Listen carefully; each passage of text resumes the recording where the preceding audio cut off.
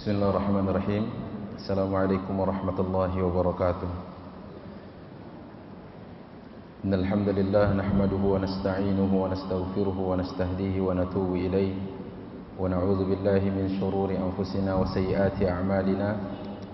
May yahdihillahu fala mudilla lahu wa may yudlilhu fala hadiya lahu.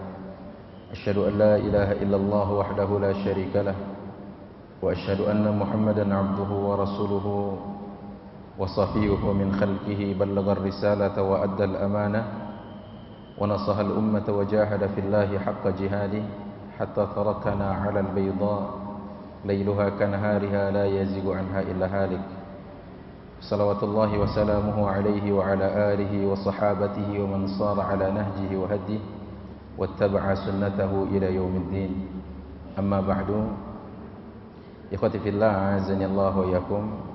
Bapak dan Ibu yang dimuliakan Allah Subhanahu wa taala.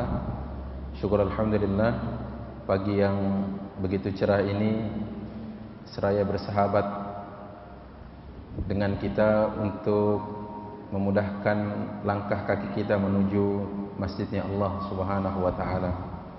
Dalam satu upaya kita menjemput ridhanya Allah lewat sebuah cara yang disebut dengan talabul ilmi. Salawat dan salam semoga Allah limpah curahkan kepada manusia pilihan, Nabi teladan untuk umat akhir zaman Muhammad sallallahu alaihi wasallam, kepada keluarganya, sahabatnya, dan tentu untuk umatnya yang selalu dan senantiasa istiqamah di atas sunnah. Ikhwati fillah azanillah wa iyyakum.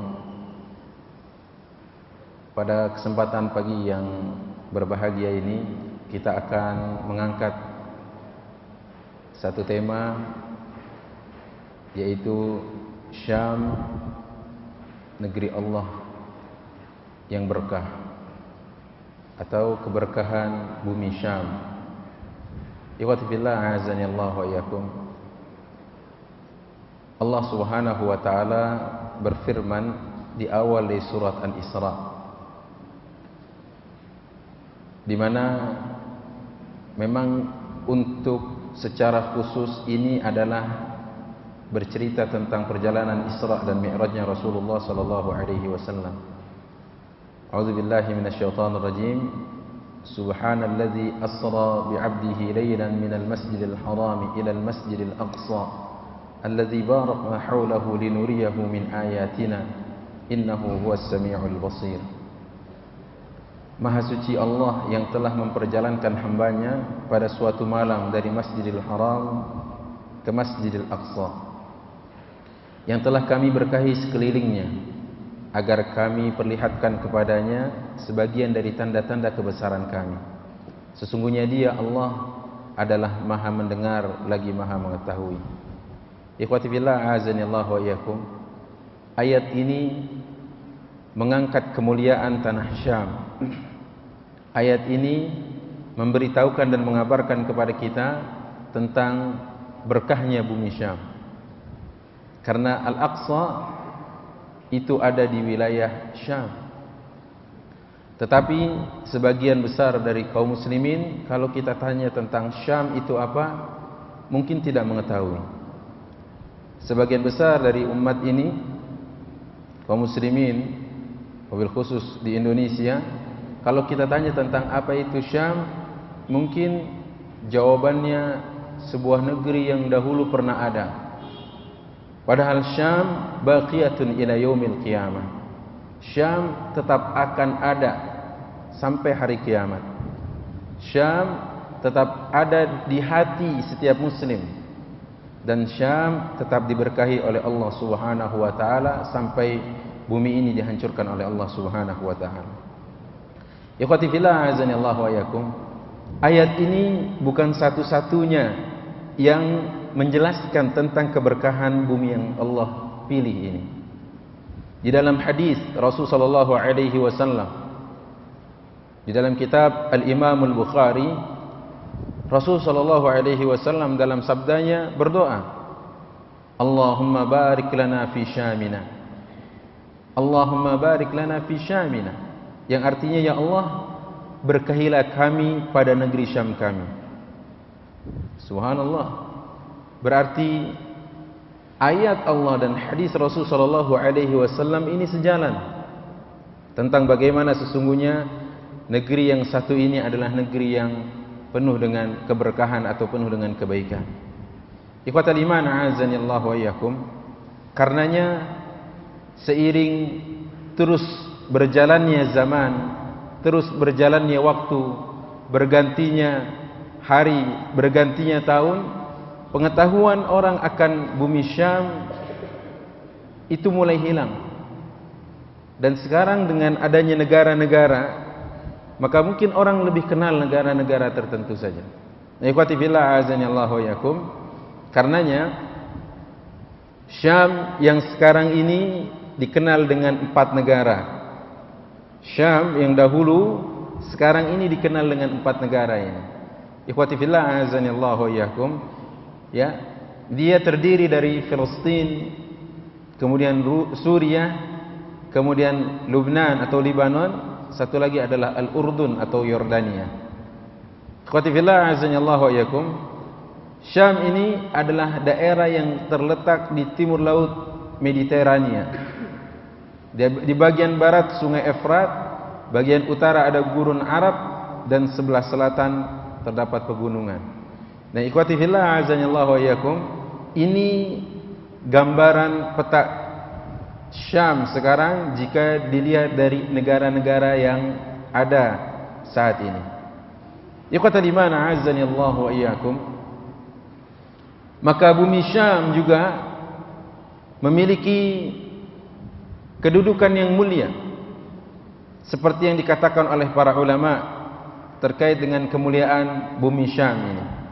Banyak sekali hadis-hadis Rasulullah sallallahu alaihi wasallam yang menggambarkan tentang mulianya bumi ini. Maka kita pelajari pagi ini dan kita kaji pada kesempatan ini adalah tidak lain dan tidak bukan untuk mengetahui tentang bumi yang mulia ini. Karena bagaimana kita akan mencintai kalau kita tidak mengetahui? Kaifa nuhibbu ma la na'rif? Bagaimana kita coba menaruh rasa sayang kepada sesuatu yang kita belum ketahui? Ikhwatal iman, a'azzanillahu wa iyyakum. Syekhul Islam Ibnu Taimiyah rahimahullah pernah berkata secara ringkas dengan ungkapan terkait dengan bumi Syam. Beliau ini mengatakan Syam ada di Bukit Tursina. Di situ ada Bukit Tursina. Allah Subhanahu wa taala bersumpah dengan bukit ini di surah At-Tin. Wat-tini waz-zaitun wa turi sinin. Kemudian di sana juga Allah Subhanahu wa taala mengajak bicara Nabi Allah Musa. Wa kallama Allah Musa taklima. Dan Allah mengajak bicara Musa. Walaysa bainahuma turjuman. Tidak ada di antara keduanya, tidak ada di antara Allah dan di antara Musa pihak ketiga yang menjadi interpreter, penerjemah di antara keduanya. Ikhwati fillah, a'azzanillahu wa iyyakum. Jika kita pikir seandainya ada suatu tempat, katakan di bumi pertiwi Indonesia ini, dahulu tempat itu penuh dengan sejarah, maka tidak sedikit dan tidak kurang orang-orang menjadikannya sebagai sebuah tempat yang patut untuk dikenang. Mulai didirikannya sebuah prasasti di sana, atau ada monumen kecil-kecilan, atau juga di sana dihadirkan replika dari sosok yang pernah ada meramaikan kejadian saat itu. Ikhwatal iman, a'azzanillahu wa iyyakum. Maka bumi ini menjadi mulia karena sebuah peristiwa agung. Allah mengajak Rasulnya Musa alaihi wasallam berbicara. Ikhwati billah, a'azzanillahu wa iyyakum. Kemudian juga di sana ada sebuah masjid yang menjadi kiblah, al-kiblah al-ula, kiblat pertama kali umat Islam, di mana Ibrahim alaihi salam telah membangunnya dahulu. Ikhwati billah, a'azzanillahu wa iyyakum. Karenanya bumi yang mulia ini, bumi yang penuh dengan keberkahan ini, tidak boleh tidak, dalam kata lain, kita umat Islam harus mengetahui apa yang dikatakan Allah dan apa yang dikatakan oleh Rasulnya tentang kemuliaan bumi ini. Ikhwati billah, a'azzanillahu wa iyyakum. Ada beberapa poin catatan tentang kemuliaan bumi Syam ini. Yang diantaranya adalah Syam merupakan tempat para nabi. Syam ardul anbiya.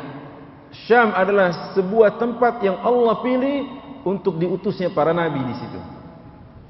Allah Subhanahu wa taala mengatakan dalam Al-Qur'an di surah Al-Anbiya di ayat 70 sampai 71, wa aradu bihi kaida faj'alnahumul akhsarin wa najjaynahu wa lutan ila al-ardi allati barakna fiha lil alamin. Ikhwati billah azani Allah wa iyyakum.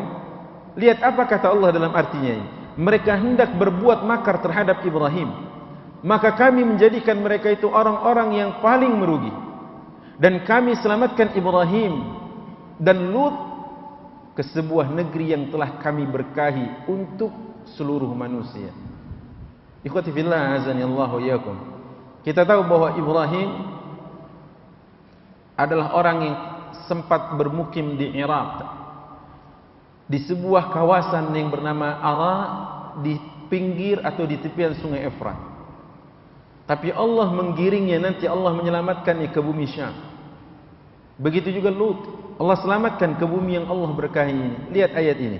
Maka sebagaimana diketahui bahwa Nabi Ibrahim dan Lut diselamatkan oleh Allah Subhanahu wa taala, lalu berhijrah ke negeri Syam dari Irak. Ikhwati fillah azani Allah wa iyyakum. Al-Imam Nawawi berpendapat bahwa Allah telah menjadikan penuh keberkahan bumi ini dikarenakan Allah pernah mengajak bicara Nabinya Musa alaihi salam. Itu salah satu alasan.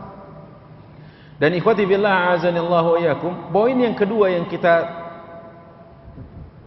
dapati dari keberkahan bumi ini, karena di situ Rasulullah sallallahu alaihi wasallam perintahkan untuk bermukim di Syam.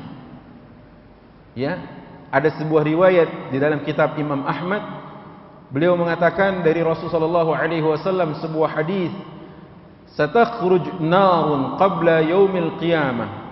Kelak akan keluar api menjelang hari kiamat, dan ini menjadi ciri dari salah satu ciri besar ya kiamat. Pada hari itu diantaranya keluar api yang menggulung manusia dan menggiring manusia. Sampai Rasulullah SAW mengatakan, fa'alaikum bisyam. Hendaknya kalian memilih negeri Syam. Jadi sebelum hari kiamat nanti ada api yang besar menggulung umat manusia dan menggiring mereka, dan seterusnya sampai Rasulullah SAW mengatakan hendaknya kita memilih tempat yang bernama Syam. Ikhwati billah azanillahu wa iyyakum. Ini salah satu kemuliaan dari kalimat Rasulullah alaikum bisyam. Karena sahabat meminta, ya Rasulullah, apa yang kau perintahkan saat api itu keluar? Fima ta'muruna ya Rasulullah. Apa yang kau perintahkan kepada kami saat itu? Alaikum bisyam. Hendaknya kalian menempati dan memilih negeri Syam. Ikhwati billah azanillahu wa iyyakum. Dalam riwayat yang lain dari Abu Daud, Ahmad, tentang negeri Syam ini, Rasulullah SAW mengatakan, inna fustatal muslimina yawmal malhamah bil ghutah ila janib Madinah yuqalu laha Dimashq min khairi madain Syam. Yang artinya sesungguhnya negeri berkumpulnya kaum muslimin tatkala banyak fitnah terjadi pada tanah rendah di sisi Madinah yang disebut dengan negeri Damaskus. Di sanalah kota terbaik dari kota-kota yang ada di Syam. Ikhwati billah azanillahu wa iyyakum. Kalau kita lihat Damaskus hari ini adanya di Suriah. Berarti Damaskus sudah ada sejak zaman Rasul sallallahu alaihi wasallam istilah dan nama itu. Maka Rasulullah mengatakan yuqalu laha Dimashq. Ya, sebuah negeri yang baik atau sebuah tempat yang istimewa itu adalah Damaskus. Ikhwata dimana azanillahu wa iyyakum. Maka dari beberapa hadis ini saja sudah tergambar jelas bahwa Syam ini adalah negeri pilihan. Tidaklah Rasulullah memberikan rekomendasi untuk kita tinggal di tempat itu, melainkan pasti ada keistimewaan. Ikhwati fillah azanillahu wa iyyakum. Yang selanjutnya, apa alasan dari berkahnya atau istimewanya negeri ini? Negeri ini memiliki keistimewaan karena di sana ada janji dari Rasul sallallahu alaihi wasallam tentang malaikat yang akan memberikan naungan berupa sayap mereka yang dibentangkan untuk negeri Syam dan para penduduknya. Subhanallah. Rasulullah SAW mengatakan tuba lisyam, tuba lisyam, tuba lisyam. 3 kali Rasulullah SAW sebutkan. Qultu ma balu Syam? Kata sahabat Zaid bin Thabit, ya Rasulullah, ada apa dengan negeri Syam ya Rasul? Sebegitunya engkau mengatakan tuba lisyam, tuba lisyam, tuba lisyam sampai 3 kali. Padahal kita sebagai orang yang beriman tahu jika ada hadis Rasulullah SAW sahih, kuat riwayatnya, satu saja, maka kita katakan bahwa hadis itu patut untuk kita atau sangat layak untuk kita yakini. Bagaimana kalau di hadis itu Rasulullah sampai menyebutnya 3 kali, tuba lisyam, tuba lisyam. Ya, beruntunglah untuk penduduk Syam. Kenapa kata sahabat Zaid bin Thabit, ma balu Syam ya Rasulullah? Qala al-malaikatu basitu ajnihataha 'ala Syam. Apa sebabnya? Kata Rasulullah, mereka beruntung karena malaikat membentangkan sayapnya seraya memberikan naungan kepada Syam dan para penduduknya. Allahu Akbar. Ikhwati billah, azani Allahu iyyakum. Tidak ada redaksi khusus untuk negeri A, negeri B, negeri C dan seterusnya, tapi untuk ini innal malaika basitu ajnihataha, karena malaikat membentangkan sayapnya kepada para penduduk Syam dan negeri Syam. Ikhwatal iman, azani Allah wa iyyakum. Lihat bagaimana malaikat, salah satu dari kondisi di mana malaikat membentangkan sayapnya seraya memberikan ridha kepada mereka yang ada di bawah naungannya, yaitu kepada mereka yang pergi untuk menuntut ilmu. Kata Rasul sallallahu alaihi wasallam, wa innal malaikata tad'u ajnihatahum ridwan bima yatlub. Sungguh malaikat membentangkan kepak sayapnya kepada mereka yang menuntut ilmu seraya ridha kepada apa yang mereka tempuh. Subhanallah. Dan malaikat juga pernah membentangkan sayapnya kepada siapa?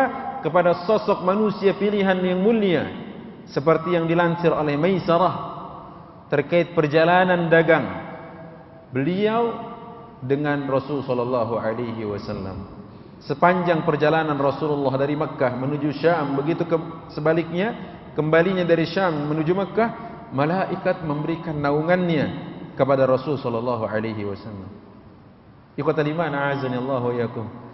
Berarti pilihan Allah kepada sosok, kepada tempat yang di sana malaikat diperintahkan untuk membentangkan sayapnya tidak lain dan tidak bukan adalah karena kemuliaan dan keistimewaan sosok tersebut atau tempat tersebut. Ikhwati billah, azani Allah wa iyyakum. Yang selanjutnya adalah kenapa Syam begitu mulia? Kenapa Syam begitu istimewa? Rasul sallallahu alaihi wasallam mengatakan bahwa negeri Syam ini adalah negerinya kelompok yang Allah akan tolong, atau yang disebut dengan At-Taifah Al-Mansurah. Rasul mengatakan la yazalu ahlul gharbi zahirina 'ala al-haqqi hatta taqum as-sa'ah. Penduduk Gharb, arti yang berada di wilayah di daerah barat, akan senantiasa menegakkan kebenaran sampai kiamat datang. Dan Imam Nawawi dalam Syarah Muslim yang mengatakan yaitu ahlu Syam. Jadi Allah akan tolong terus ini sampai kiamat nanti Allah gelar dan Allah hancurkan bumi ini. Ikhwati billah, azani Allah wa iyyakum. Dalam riwayat dari Tirmidzi disebutkan bagaimana sesungguhnya kemuliaan orang-orang yang ditolong oleh Allah Subhanahu wa taala, sampai disebut katanya idza fasada ahlus Syam fala khaira fikum. Idza fasada ahlus Syam fala khaira fikum. Kalau penduduk Syam sudah rusak, fala khaira fikum, maka sudah tidak ada lagi kebaikan bagi kalian. Masya Allah. Sampai seperti itunya Rasulullah sallallahu alaihi wasallam mengabarkan idza fasada ahlus Syam, artinya menggantungkan kalau kejadian ini telah terwujud, maka tidak ada kebaikan bagi kalian. Seolah Rasul ingin katakan bahwa itu sebagai benteng terakhir dan prajurit paling baik. Kalau mereka sudah tidak ada lagi kebaikan padanya, maka tidak ada kebaikan bagi kita. Kalau mereka sudah rusak, maka kita tidak temukan kebaikan lagi, kata Rasulullah SAW. Ikhwati fillah, azani Allah wa yakum. Rasulullah mengatakan, wala tazalu ta'ifatun min ummati mansurin, la yadurruhum man khazalahum hatta taqum as-sa'ah. Di mana kata Rasulullah, senantiasa akan ada di kalangan umatku. Siapa mereka? Yaitu kelompok yang ditolong. Ta'ifah mansurah, kelompok yang ditolong oleh Allah Subhanahu wa taala, yang tidak akan merasa terganggu dari orang-orang yang menyakitinya sampai tegak hari kiamat. Ikhwati fillah, azanillahu wa iyyakum. Gambaran, lagi-lagi gambaran kemuliaan dari Rasul sallallahu alaihi wasallam tentang negeri ini dan kelompok atau manusia yang ada di dalamnya. Dan ikhwati fillah, azanillahu wa iyyakum, maka Rasul sallallahu alaihi wasallam juga mengabarkan kepada kita, kelak bumi Syam ini adalah bumi yang menjadi sejarah berakhirnya perjalanan dunia ini. Dunia ini akan ditutup, dunia ini akan dihabisi oleh Allah, dunia ini akan dibinasakan oleh Allah Subhanahu wa taala, dan Syam akan menjadi bumi yang bersaksi atau memberikan kesaksian dan saksi pada akhir zaman nanti. Ikhwati fillah, azanillahu wa iyyakum. Rasulullah sallallahu alaihi wasallam mengatakan nanti terkait dengan peristiwa ini, ya, ha huna tuhsyarun, kata Rasulullah. Tetapi dalam Al-Qur'an surat Al-Hasyr, Allah Subhanahu wa taala melansir di ayat yang kedua, huwallazi akhrajal ladzina kafaru min ahlil kitabi min diyarihim li awwalil hasyr. Apa kata Allah? Allah berfirman, dialah Allah yang telah mengeluarkan orang-orang kafir di antara ahli kitab dari rumah atau kampung halaman mereka pada saat pengusiran yang pertama. Ikhwati fillah, azanillahu iyakum. Imam Qurtubi, Imam Ibnu Katsir, Ibnu Hajar berdalil dengan ayat ini bahwa Syam adalah negeri penghimpunan umat manusia. Jadi dunia ini pasti akan berakhir, dan rentetan akhir dari perjalanan dunia ini adalah bagaimana disebutkan dalam kitab tentang asyratus sa'ah, ciri besar hari kiamat. Salah satunya nanti Allah tenggelamkan bumi bagian timurnya, Allah tenggelamkan bumi bagian baratnya, Allah tenggelamkan Jazirah Arabia, dan jadi saksi atas itu semua adalah negeri Syam. Ikhwati billah, azanillahu wa yakum. Dalam riwayat Ahmad, dari Imam Ahmad, Rasulullah SAW pernah bersabda, kata beliau, ha huna tuhsyarun, ha huna tuhsyarun, ha huna tuhsyarun. Rasulullah mengatakan sampai 3 kali, di sini kalian akan dikumpulkan. Ha huna tuhsyarun, di sini kalian akan dikumpulkan. Di sini kalian akan dikumpulkan, kata Rasulullah SAW. Maka Rasulullah mengatakan caranya rukbanan wa musyatan, baik dengan cara berkendaraan dikumpulkannya atau dengan cara berjalan kaki ke sana,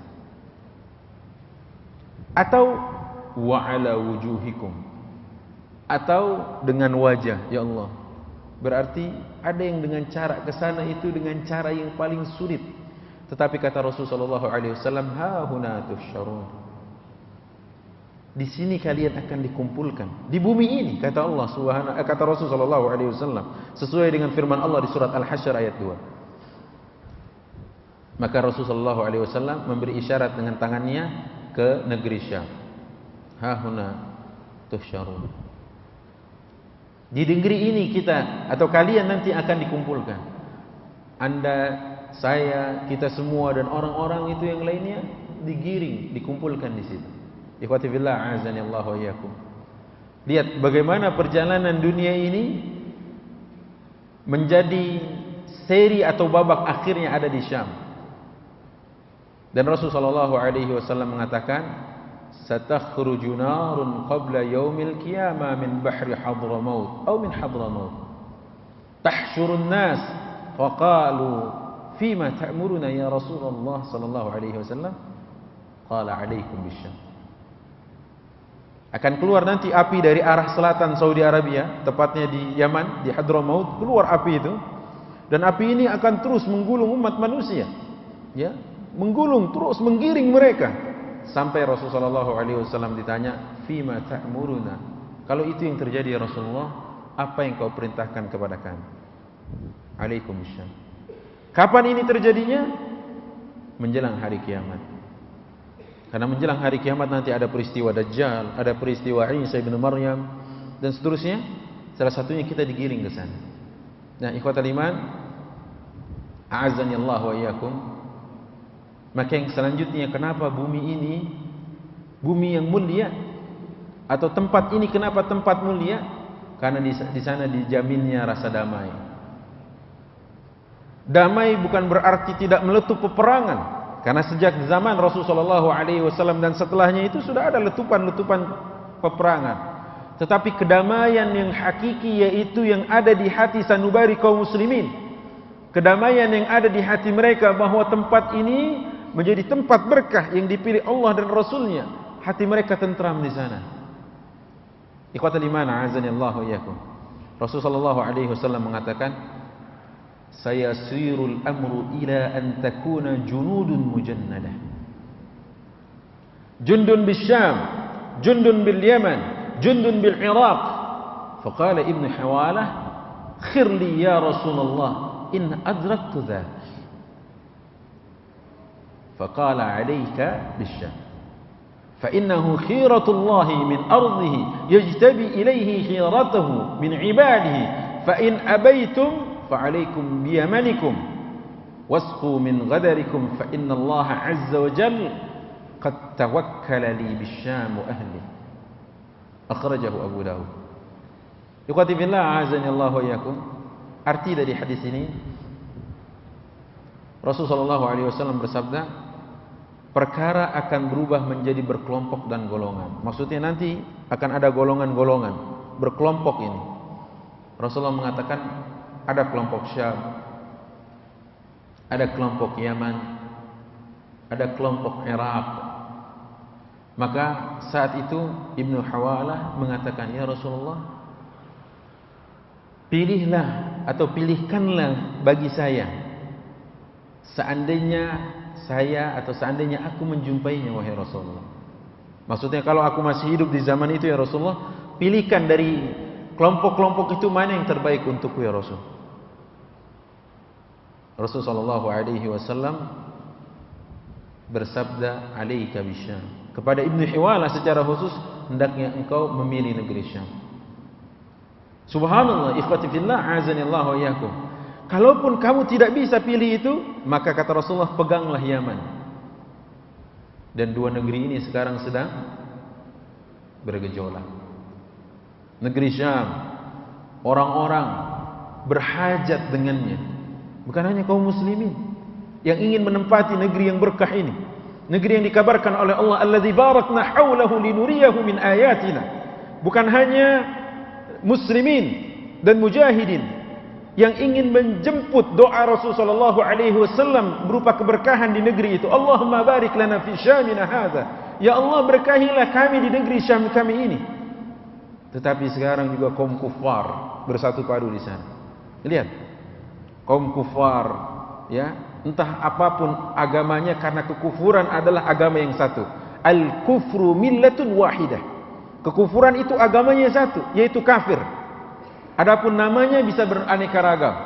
Rusia datang sekarang ke sana, Vietnam, Cina datang ke sana, kemudian juga Korea ikut serta ke sana, ke bumi Allah yang berkah ini. Ada apa ikhwati fillah, azani Allah wa iyyakum? Jangan-jangan mereka juga ada, mungkin sebagian dari mereka membaca literatur Islam ini tentang berkahnya bumi ini. Negeri yang pernah melahirkan para syuhada, negeri yang pernah dijejaki oleh kaki para anbiya, negeri yang pernah di sana lahir anak keturunan Khalid ibn al-Walid. Subhanallah, ikhwati fillah azanillahu wa iyyakum. Negeri yang dibebaskan oleh Rasulnya dan para sahabatnya dengan pekikan takbir. Ikhwati fillah azanillahu wa iyyakum. Kenapa sekarang banyak orang berhajat ke sana? Karena boleh jadi mereka di antaranya ada yang mendeteksi tentang kebenaran, keberkahan bumi Allah yang satu ini yang telah Allah kabarkan dan Rasul sallallahu alaihi wasallam sampaikan. Ikhwati fillah azanillahu wa iyyakum. Maka Rasulullah mengatakan, sesungguhnya Allah telah menjamin keamanan bagiku dengan penduduk Syam serta dengan negerinya. Lihat. Ikhwati fillah azanillahu wa iyyakum. Maka berita-berita yang kita dengar sekarang, tatkala Rusia datang dengan kekuatan militernya datang ke negeri yang berkah ini, 21 tanknya ya berhasil dihancurkan oleh kaum mujahidin, kaum muslimin. Karena Allah ikut campur tangan di negeri yang berkah ini. Kita masih ingat peristiwa Yarmuk, di mana Khalid ibn al-Walid menjadi qaidnya, menjadi pimpinannya, menjadi panglima dan komandannya, dengan kekuatan yang tidak sebanding oleh kaum kufar saat itu. Tapi Khalid ibn al-Walid berhasil menorehkan dengan tinta emas di lembaran sejarah kegemilangan umat Islam bahwa negeri Syam yang berkah ini menjadi saksi tentang jiwa patriotisme dari seorang Khalid bin Walid. Ikhwati fillah azanillahu wa iyyakum. Maka yang selanjutnya, negeri ini, bumi Allah yang mulia ini akan Allah pilih sebagai tempat binasanya Dajjal. Dajjal akan hidup di dunia ini selama 40 hari. Satu hari pertamanya ibarat 1 tahun. Satu hari keduanya ibarat 1 bulan. Satu hari ketiganya ibarat 1 pekan. Satu hari selanjutnya adalah bagaikan hari-hari yang kita alami. Tidak ada sejengkal dari bumi melainkan dia akan menginjaknya, kecuali 2 tanah Allah yang mulia, yaitu yang pertama adalah Makkah, yang kedua Al-Madinah. Dan Syam akan diinjak oleh Dajjal, laknatullah alaih. Tapi peristiwa Dajjal dan Nabi Isa ini adalah satu paket, di mana nanti kelak Allah akan turunkan manusia yang bernama Isa ibnu Maryam. Isa Allah akan turunkan di sana, tepatnya di sebuah tempat yang disebut dengan Manarah Baydha, yaitu menara berwarna putih di kawasan Damaskus. Saat itu berlangsung salat subuh. Imam Mahdi yang bernama Muhammad ibn Abdullah al-Qurashi, Muhammad bin Abdullah dari suku Quraisy ini, sedang merapikan dan meluruskan saf. Sawwu sufufakum fa inna taswiyatas sufuf min tamamis shalah. Apa yang terjadi saat itu? Dia lihat Nabi Isa datang. Maka Imam Mahdi kemudian tawarra, ya, atau dia mundur dan mempersilahkan Nabi Isa untuk memimpin salat. Tapi saat itu Nabi Isa alaihi salam enggan untuk memimpin dan enggan untuk menjadi imam. Dan dia memberikan kesempatan kepada Mahdi, dan ini bukti bahwa Nabi Isa tidak membawa ajaran baru. Nabi Isa hanya datang untuk menerapkan syariat Muhammad sallallahu alaihi wasallam. Ada beberapa tugas Nabi Isa turun ke bumi ini kembali, yang diantaranya adalah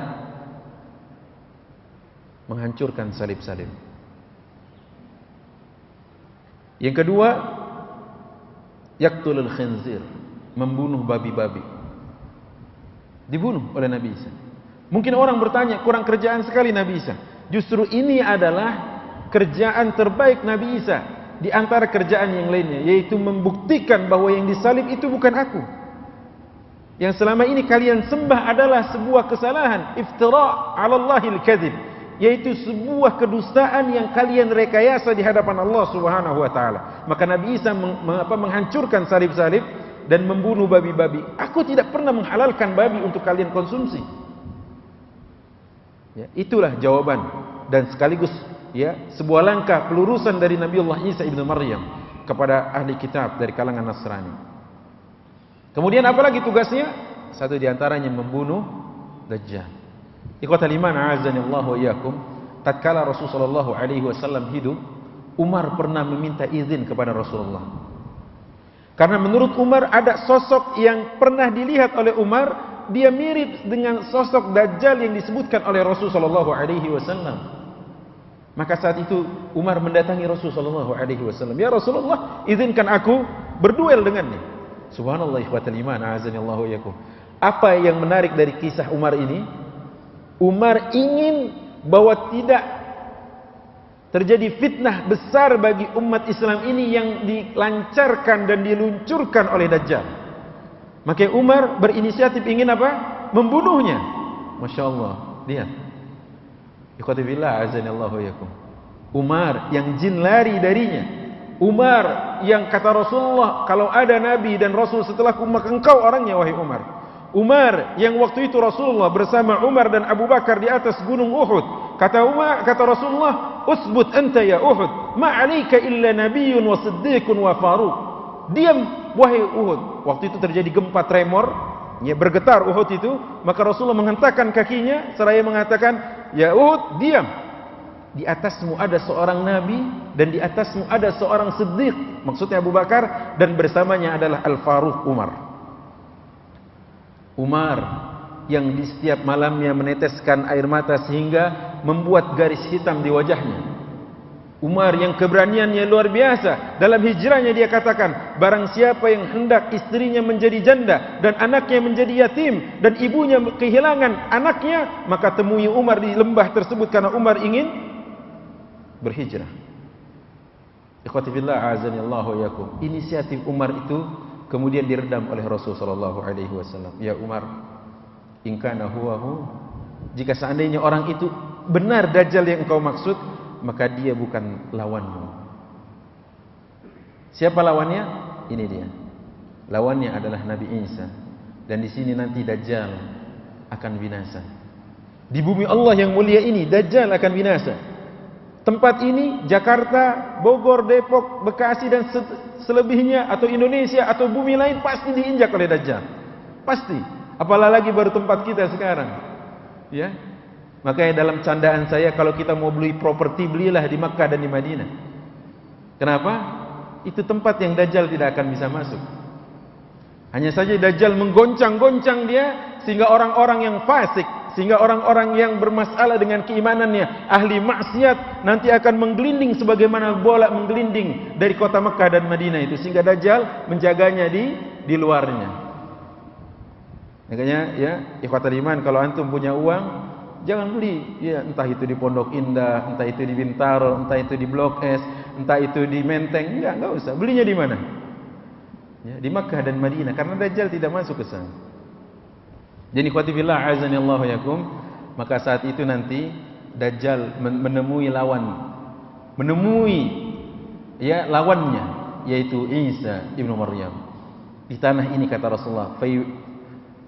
Tatkala fabainama hum yu'adduna lil qital, ya, Nawas bin Sam'an radhiyallahu anhu berkata, Nabi sallallahu alaihi wasallam tatkala mengisahkan datangnya kaum muslimin ke negeri Syam, beliau berkata demikian, yaitu tatkala mereka bersiap-siap untuk berperang, ya, lalu mereka meluruskan barisan, dan ketika salat agak ditegakkan, tiba-tiba turun Isa bin Maryam alaihi salam. Lantas dirinya, ya, mengimami salat mereka, dan ketika musuh Dajjal melihat Isa,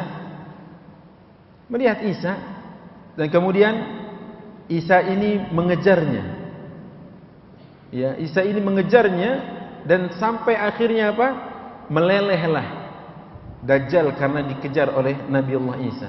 Tapi ikhwati billah, karena takut dia meleleh dan meninggal dengan sendirinya, seperti kalau kita makan es krim itu, atau seperti kita lihat dan menyalakan lilin, dia akan terbakar habis sendirinya, maka Isa pun kemudian membunuhnya dengan tangannya, ya, dan kemudian memberikan kesaksian dari darah yang ada tersisa di tangannya.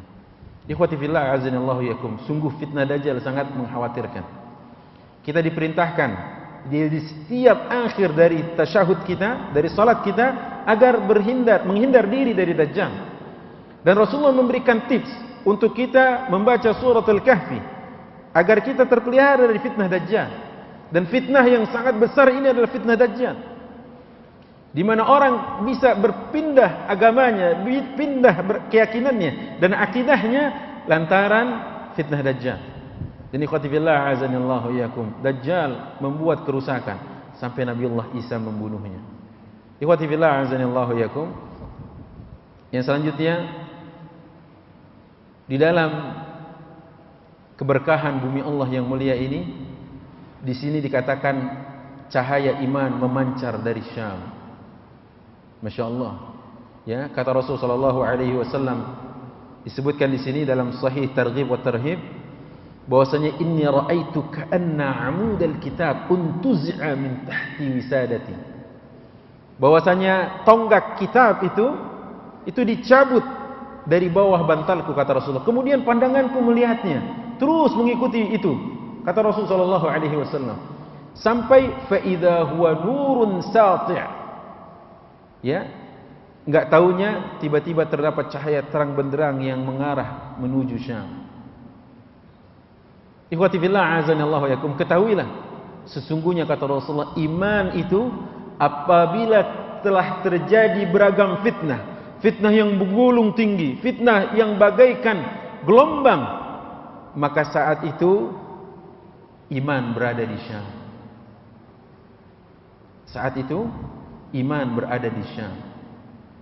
Ikhwati fillah azanallahu yakum, maksudnya tatkala iman ini sudah carut marut dan porak-poranda, terkoyak dia dengan berbagai fitnah dari para pemiliknya, orang-orang beriman, maka yang tetap akan istiqamah mempertahankannya adalah penduduk Syam. Yang tetap akan menjaganya adalah ahlus Syam, sesuai dengan apa yang dikatakan Rasul dalam hadis ini. Ikhwati fillah azanallahu yakum, Al-Izz bin Abdus Salam dari ulama mazhab Syafi'i mengatakan bahwa Rasul sallallahu alaihi wasallam mengabarkan bahwa tiang Islam yaitu iman, pada saat terjadinya fitnah berada di Syam, artinya apabila fitnah yang muncul telah mengancam agama Islam, maka penduduk Syam berlepas diri darinya. Jadi penduduk Syam berlepas diri dari fitnah yang ada, dan dia lebih memilih untuk menjaga imannya secara istiqamah. Kemudian jika muncul fitnah itu, ya, maka penduduk Syam mengamalkan konsekuensi iman. Namun apakah ada sanjungan yang lebih sempurna dari itu? Pertanyaannya, adakah sanjungan yang lebih sempurna dari itu? Tidak ada. Di tengah orang sudah mungkin tergoda dengan imannya sehingga tidak istiqamah. Di sana sudah ada yang menjual imannya, di sana ada yang menggadaikan imannya, di sebelah sana ada yang kemudian imannya diletakkan di sebuah tempat dan dia tidak lagi beriman. Maka penduduk Syam tetap berkomitmen dengan iman yang menjadi anugerah terindah dari Allah Subhanahu wa taala. Penduduk Syam adalah orang-orang yang tetap sabat, tetap bertahan dalam imannya sekalipun gelombang fitnah, ya, syubhat menggulung di sana sini. Ikhwati fillah azanillahu yakum. Dan yang selanjutnya adalah apa yang disebutkan bahwa orang yang berpegang teguh dengan Al-Quran Al-Karim nanti akan berada di Syam. Orang yang berpegang teguh dengan Al-Quranul Karim, seperti riwayat dari Abdullah ibn Amr radhiyallahu anhuma, Rasulullah sallallahu alaihi wasallam berkata, "Inni ra'aitu ka'anna 'amudal kitab untuzi'a min tahti wisadati." Tadi jelas sekali bahwa iman itu ada bersama penduduk Syam. Iman itu ada di antara ahli Syam. Maka ikhwatal iman a'azanillahu wa iyyakum, karenanya yang dimaksud dengan penyangga Alkitab menurut Al-Imam atau Syekhul Islam Ibn Taimiyah rahimahullah dalam kitabnya Majmu' Fatawa disebutkan, yaitu yang dijadikan untuk bersandar. Dan mereka itulah orang-orang yang menegakkan Al-Quran serta ajaran Islam. Sehingga mungkin iman, ya, tergadaikan di sebuah negara, iman tergadaikan di sebuah wilayah, bahkan boleh jadi mungkin hilang penduduk yang beriman karena mungkin dibinasakan, dibasmi, atau penduduknya sendiri yang menukarkan imannya dengan keduniaan. tapi Syam tetap mempertahankannya. Penduduk Syam tetap menjaganya. Penduduk Syam tetap memeliharanya. Penduduk Syam istiqamah di atas sunnah. Ikhwati billah azanillahu wa yakum. Maka inilah tentang sebagian keberkahan dari bumi Allah Syam, yang sebenarnya ini baru bagian yang diangkat secara istimewa oleh Quran dan hadis. Tetapi apa yang terjadi dengan bumi Syam sekarang, yaitu diantaranya ana bawa ada gambaran sedikit, ini oleh-oleh sewaktu ana ikut dalam konferensi internasional tentang bumi Syam, terkhusus wilayah Filistin. Disebutkan di sini tentang bagaimana yang terjadi dengan Filistin. Maka Filistin adalah bagian dari negeri Syam yang tadi sempat kita bahas. Sekarang adalah di 4 negara: Suriah, Filistin, Lebanon, dan Yordania. Ikhwata di mana azanillahu wa yakum. Maka bumi Syam yang satu ini, atau negeri Syam yang satu ini, adalah juga patut untuk kita perhatikan. Suriah hari ini diporak-poranda, semua orang berhajat ke sana. Tapi yang satu ini juga adalah menjadi duka bagi umat Islam. Bagaimana sesungguhnya bumi Allah yang mulia ini kemudian terdapat kiblat pertama bagi umat Islam ini sudah di dalam rencana penghancuran. Ikhwati fillah azanillahu wa yakum. Kalau ada 3 kotak itu, yang paling bawah sudut yang ada kotak kuningnya, itu adalah upaya kaum kufar, wabil khusus Zionis, untuk mengaburkan pengetahuan umat Islam sesungguhnya tentang Al-Aqsa Al-Mubarak. Sehingga yang ada di poster-poster kita, pajangan rumah kita, atau yang ada sebagai gambar di kalender kita adalah masjid berkubah emas itu, betul ya? Orang menganggapnya itu Al-Aqsa berdiri tetap megah, Al-Aqsa berdiri tetap kokoh, Al-Aqsa dengan berbagai ornamennya. La wallah, jarak antara kedua masjid ini terlihat di sini. Al-Aqsa itu yang terdapat 2 panah, kubahnya berwarna biru. Sementara yang kuning adalah Qubatus Sakhra, masjid yang pernah dibangun oleh Umar ibn Khattab radhiyallahu anhu arda. Ikhwati billah azanillahu wa yakum. Inilah gambar yang di sini dahulu Rasulullah pernah memimpin salat berjamaah dengan salat dengan para anbiya, dengan para nabi. Rasulullah pernah memimpin di sini. Ikhwati billah azanillahu wa yakum. Ia tidak seindah masjid yang berkubah emas tadi. Masjidnya sudah mulai lusuh terlihat. Nah, ini jarak di antara keduanya, ya, tetapi dia masih satu komplek yang bernama Al-Quds. Wilayah ini juga wilayah Syam ya ikhwan, yang harus juga hadir di benak kita. Bukan hanya Suriah, tapi juga Filistin. Dia adalah wilayah Syam. Wilayah yang orang Yahudi berhajat juga ternyata di sana. Dan saat ini ya sudah ada tembok besar yang mereka bangun dan dirikan yang disebut dengan The Wall. Ini tembok lebih tinggi 2 kali lipat dari tembok Berlin dan lebih tebal serta panjangnya ratusan kilometer. Tembok ini seperti yang saya punya, ya saya ada punya pamfletnya. Itu rinciannya terdapat kawat berduri yang sudah dialiri listrik. Jarak antara tembok ini sudah digali parit sekitar 3-5 meter. Yang mana di parit ini sudah ada sensor suhu panas tubuh manusia. Sehingga bila mana kita mendekat ke parit ini atau ke tembok ini, maka suhu panas sensor ini mengirim sinyal ke senjata otomatis yang siap dimuntahkan pelor demi pelornya kepada orang yang mendekat karena terdeteksi oleh sensor ini suhu panas tubuhnya. Ikhwati fillah azanillahu wa iyyakum. Maka beginilah kondisi dan gambaran saudara kita yang ada di bumi Syam yang mulia. Ikhwati fillah azanillahu iyyakum, ini adalah kiblat pertama, tetapi sayangnya pernah terjadi dibakar oleh Zionis laknatullah alaih.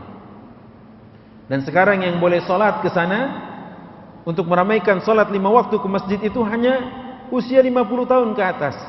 Adapun 50 tahun ke bawah dilarang karena kerap terjadi perlawanan dari mereka di sana kepada kaum Yahudi Zionis.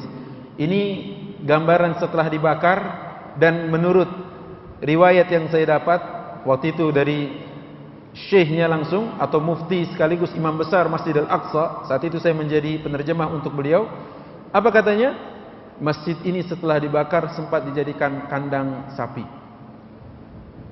Ikhwati fillah azanillahu wa iyyakum.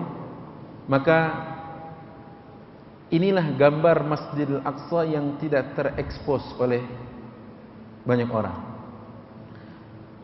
Tapi ini selalu yang dimunculkan di media, ini selalu yang dimunculkan di lembaran-lembaran, agar umat Islam tidak tahu bahwa Al-Aqsa sebenarnya sudah dalam kehancuran atau diambang kehancuran. Bahkan ikhwati fillah azanillahu wa iyyakum, di kawasan Al-Quds ini orang-orang Yahudi sudah mulai berkumpul. Ini wisatawan yang dalam tanda kutip bahasa kita berhaji. Kalau kita berhaji ke Masjidil Haram, dia berhaji atau mereka berhaji ke kawasan Al-Quds, Yerusalem sana. Ikhwati fillah azanillahu wa iyyakum, jumlah mereka dari tahun ke tahunnya banyak sekali yang datang meramaikan ke sana. Ya. Dan siapa orang yang melakukan itu pertama kali? Ya, siapa yang membukanya? Mungkin kita kenal wajah orang ini yang bertahun-tahun oleh Allah Subhanahu wa taala dia apa? Diazab dengan adanya sakit membusuk ususnya. Dialah Ariel Sharon. Dan ikhwati fillah azanillahu yakum, mulailah kemudian rabi-rabi datang dari berbagai penjuru dunia, ya, melakukan sebuah peribadatan. Ada tembok ratapan di sana. Ikhwati fillah azanillahu yakum, ini sebagian gambar dari kedatangan mereka ke wilayah Al-Aqsa ini, Al-Mubarak. Tahu apa tujuannya? Umat Islam masih banyak ternina-bobokkan. Sudah Syam tidak ada di benak mereka. Pengetahuan tentang Syam sudah hilang. Istilah Syam sudah asing bagi mereka. Lantas mereka tidak tahu apa yang terjadi dengan negeri Syam. Negeri yang di dalamnya ada Masjidul Mubarak, masjid yang penuh berkah. Kiblatul ula, kiblat pertama bagi umat Islam, yaitu adalah Al-Aqsa, Al-Mubarak. Ini tujuan utamanya tidak lain dan tidak bukan adalah seperti di slide sebelumnya. Mereka meyakini Dajjal akan dikeluarkan oleh Allah Subhanahu wa taala dari tempat dirantainya selama ini. Dan mereka menjadikan kawasan Al-Quds yang di sana di antaranya adalah Masjidil Aqsa tempat untuk menjamu turunnya dan keluar dan datangnya Dajjal. Ikhwati fillah azanillahu yakum, ini adalah Al-Haikal. Maksudnya adalah singgasana yang mereka akan bangun untuk apa?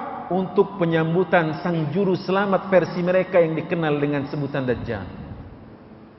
Dan jangan kaget ikhwati fillah azanillahu yakum, rancangan ini bukan hanya sudah dalam bentuk gambaran, tetapi sudah dibuat dalam bentuk maket, dan sebagian sudah dibuat langkah-langkah nyata, artinya gerakannya sudah ada. Ya, proyeknya sudah berjalan. Maka ikhwati fillah azanillahu yakum, ini rencananya nanti, maka Al-Aqsa akan sebagiannya dihancurkan oleh mereka.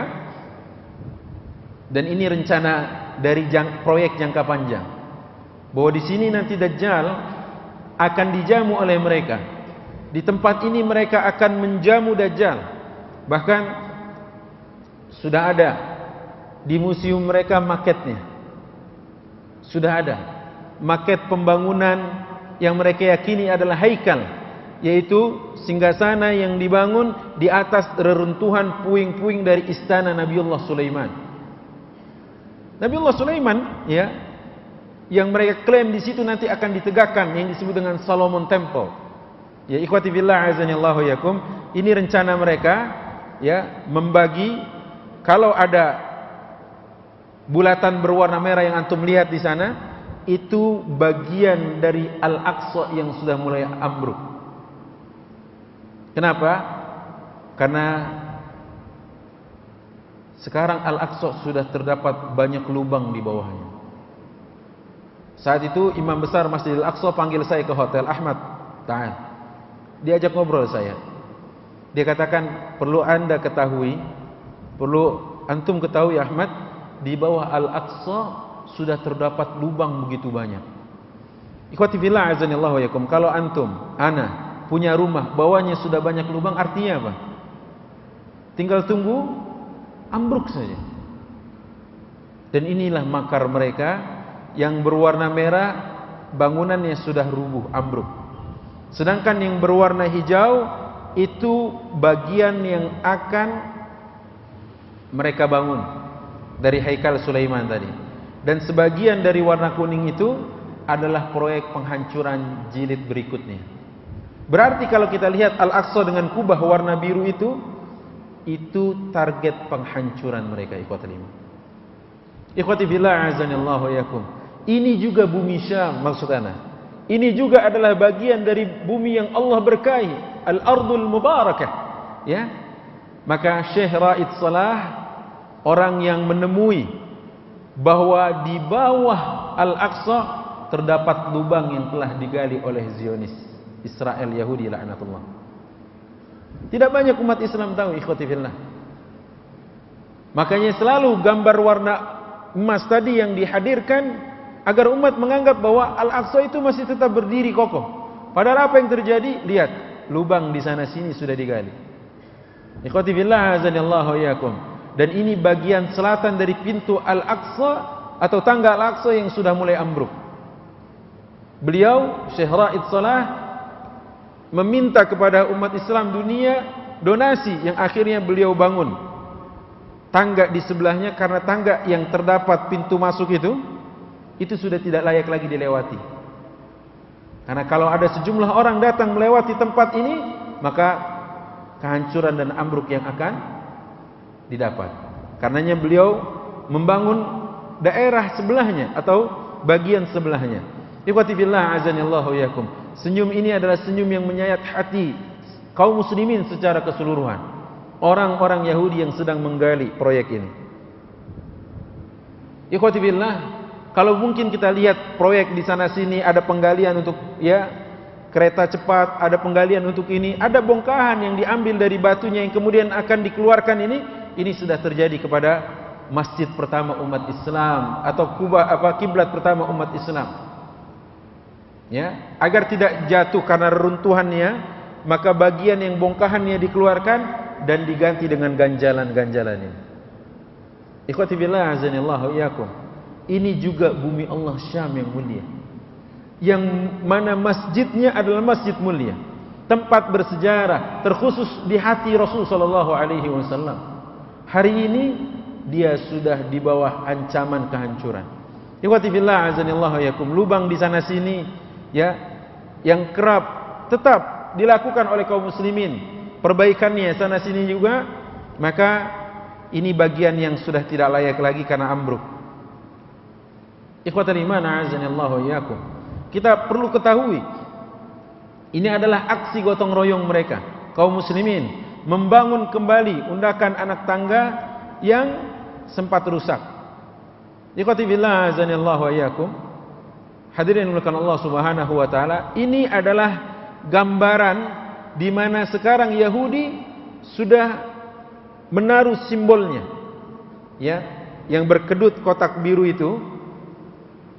itu adalah bintang David, simbol dari salah satu simbol yang begitu banyak yang dimiliki Yahudi. Ikhwati billah, itu sudah ada di bagian dari Masjid Al-Aqsa, di halaman dan pelatarannya. Ikhwati liman a'azanillahu iyyakum. Masih banyak umat Islam yang tidak tahu tentang ini. Masih banyak, bahkan mungkin mayoritas jumlahnya tidak tahu.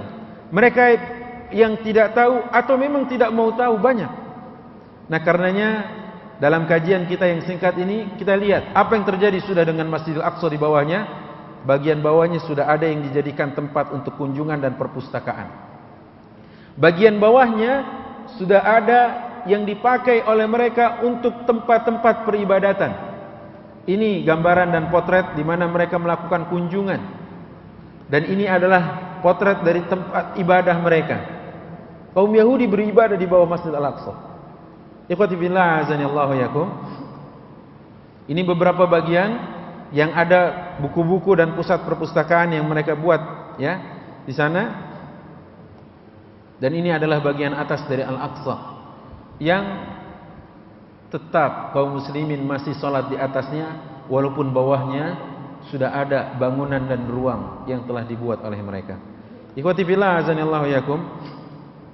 Masih banyak slide kita ini, ada 150 slide lagi ya, terkait dengan apa yang terjadi dengan bumi Allah. Ini adalah orang-orang Yahudi yang melakukan kunjungan ke sana ya. Bahkan di sana sudah ada produksi bahan yang dipakai untuk membuat baju penyambutan atau baju tentara yang dikenakan oleh para tentara untuk penyambutan sang juru selamat Dajjal. Ini kita percepat saja karena daerah-daerahnya. Nah, ini lampu yang dipakai sebagai lampu tempel di bawah sana. Ini adalah kunjungan para senator dan duta-duta Yahudi dari berbagai negara berfoto bareng di bawah Al-Aqsa ya, di bumi Allah yang mulia ini. Dan ini adalah batu yang dipakai untuk mengganti batu Al-Aqsa yang dikeluarkan. Jadi mereka sudah buat batunya, dan batu itu bahkan sudah ada yang menurut mereka sudah diberkati dahulu, sehingga puing-puing dari Al-Aqsa sudah dikeluarkan. Ini hasilnya, dan ini upaya membawanya. Ada tulisan di situ Hajarul Asas lil Haikal. Itu adalah batu yang digunakan untuk fondasi pembangunan haikal tadi, di mana sesungguhnya wal Arab ghafilun. Mungkin kalimat itu saya boleh ganti, bukan wal Arab tapi wal muslimuna ghafilun. Mereka sudah bawa batu ini dengan rencana yang sangat matang, sementara kaum muslimin ghafilun. Apa arti ghafilun? Lalai, enggak tahu. Wal muslimuna ghafilun, atau muslim enggak mau tahu apa yang terjadi dengan kiblat mereka yang pertama, apa yang terjadi dengan bumi Syam yang mulia ini, apa yang terjadi dengan Al-Aqsa Al-Mubarak ini. Banyak kaum muslimin tidak mau tahu. Nah, ini dia ikhwati fillah. Inilah maksud mereka. Bahkan mereka sudah merencanakan apa hidangan yang akan disuguhkan kepada Dajjal ya. Sapi yang berwarna kuning keemasan yang lebih dekat kepada warna merah, ini yang akan disuguhkan kepada mereka nanti. Dan bahkan sudah mulai ada gambar yang dipakai, atau gambar atau lukisan yang sudah dilukis oleh mereka, nanti rencana penyembelihan yang dilakukan oleh rahib mereka. Bahkan tempat dan bejana untuk menaruh air, kalau di istilah Islam dikenal dengan tempat air untuk berwudu, artinya seorang bersuci. Tempat ini pun sudah ada untuk mereka, yang mereka fungsikan menaruh air untuk bersucinya sang jagal yang akan memotong sapi tersebut yang akan disuguhkan kepada Dajjal. Subhanallah, langkahnya sudah sangat rapi sekali ya ikhwan. Tapi kaum muslimin banyak yang tidak tahu. Rencananya detail sekali, tapi kaum muslimin masih banyak yang belum terbangun. Ikhwati fillah azanillahu yakum. Berikut adalah perkakas atau alat-alat atau tools. Nah, ini adalah pisau yang digunakan untuk menyembelih tadi ya, yang dipakai oleh pendeta atau rahib dari Yahudi atau rabi, yang dipakai untuk menyembelih tadi sapi tersebut. Ikhwati fillah, ini bagian dari lonceng yang akan dibunyikan saat Dajjal disambut dalam acara penyambutan. Dan ini adalah buk. Apa itu buk? Sangkakala atau trompet. Makanya waktu umat Islam sudah banyak menyebar, waktu sholat sudah masuk, ingin memberitahu bagaimana waktu sholat masuk, maka tidak ada cara kecuali mereka memberikan ide. Salah satunya ada yang bilang pakai lonceng saja. Kata Rasulullah, zakalin nasara, lonceng itu punya Nasrani. Ada yang mengusulkan dengan lawit takhazna bukan, kalau gitu kita tiup trompet saja. Kata Rasulullah, zakalil yahud, itu punya Yahudi. Maka kalau nanti akhir tahun umat Islam ikut-ikutan trompet, meniup trompet, itu Yahudi, kebiasaan Yahudi ikhwati fillah. Dan ini Yahudi sudah menyiapkan sebanyak 93 trompet untuk ditiup secara bersamaan nanti menyambut Dajjal laknatullah alaih. Ikhwati fillah, lihat sebegitunya mereka komplit sekali ya, bukan hanya merebut bumi Allah Syam yang mulia tadi, bukan hanya ingin meruntuhkan Al-Aqsa Al-Mubarak, tapi ada yang akan dibangun dan akan ada perhelatan yang akan digelar di antara mereka kelak. Ikhwati billah azanillahu yakum, berikut ini adalah perkakas yang akan ya, atau alat-alat yang akan dihadirkan di Haikal Sulaiman tersebut, ya, bahkan sampai tempat untuk menaruh dan meletakkan roti yang telah dicampur dengan daging sapi tadi untuk jamuan sang dajjal sudah ada. Ikhwati billah azanillahu yakum, ini adalah kain gorden yang akan dipakai menutup jendela-jendela dari Haikal tadi, dan pemintalannya sudah terus berlangsung sampai hari ini. Kalau kita pergi ke Makkah, di dekat kantor Rabithah Alam Islamiyah kalau tidak salah itu, atau di situ ada Museum Haramain, di sebelahnya adalah pabrik pembuatan kain kiswah. Alhamdulillah saya sudah pernah ke sana. Itu di sana nanti kita lihat bagaimana ada benang emas untuk menulis kaligrafi, ya, yang ada di kain kiswah di Ka'bah itu, penutup Ka'bah, dan ternyata dia juga menggunakan benang emas untuk menjahit tadi, membuat bordir dari gorden yang akan dipasang di Haikal tadi. Subhanallah, langkah-langkah itu terus dilakukan, ya ikhwan. Ya ikhwati billah azanillahu yakum, ini dia benang emas yang mereka pakai. Dan tadi di beberapa slide sebelumnya ada pakaian kebesaran yang akan dipakai untuk penyambutan Dajjal. Dan ini dia pakaian yang rencananya akan, ya, dipakai dan dikenakan. Ikhwati fillah azanillahu yakum, antum lihat di bagian dadanya itu terdapat batu akik yang berjumlah 12. Ini bukan sembarangan batu akik atau bukan karena lagi tren, bukan. Tetapi ini adalah menambangkan dan menjadi simbol bahwa setiap batu ini adalah mewakili kabilah dari Yahudi.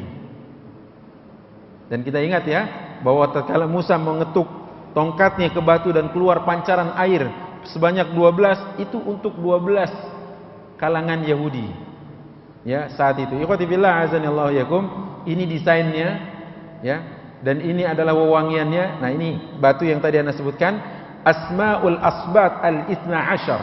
Maksudnya adalah 12 batu ini melambangkan kabilah-kabilah atau suku-suku atau sekte-sekte atau aliran-aliran dari kalangan Yahudi.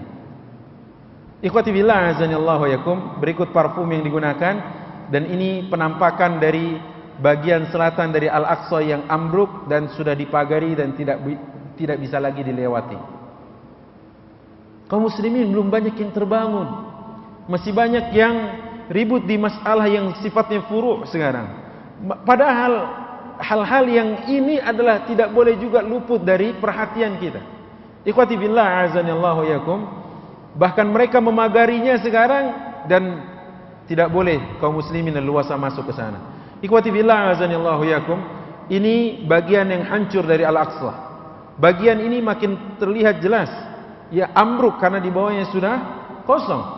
Kemudian ini bagiannya, dan ini lebih nyata tatkala sudah keropos dan ambruk tidak bisa lagi dipakai.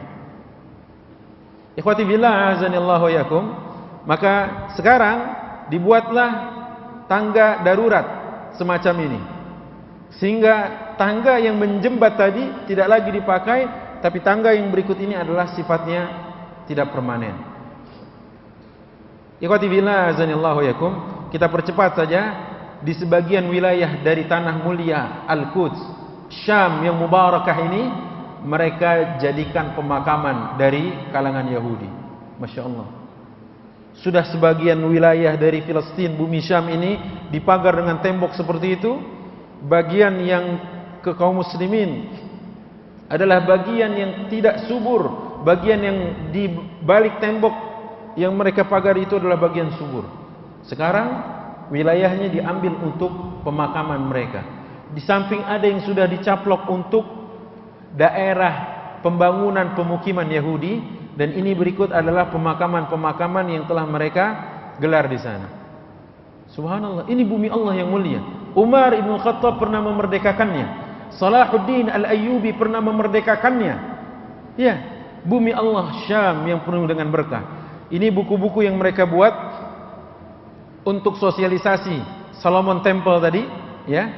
Ini dia, dan ini adalah yang diyakini katanya sebagai makam dari Nabiullah Ibrahim, tapi sama mereka sudah sebagian dari makam ini ya sempat dilakukan pemujaan syirik di sana.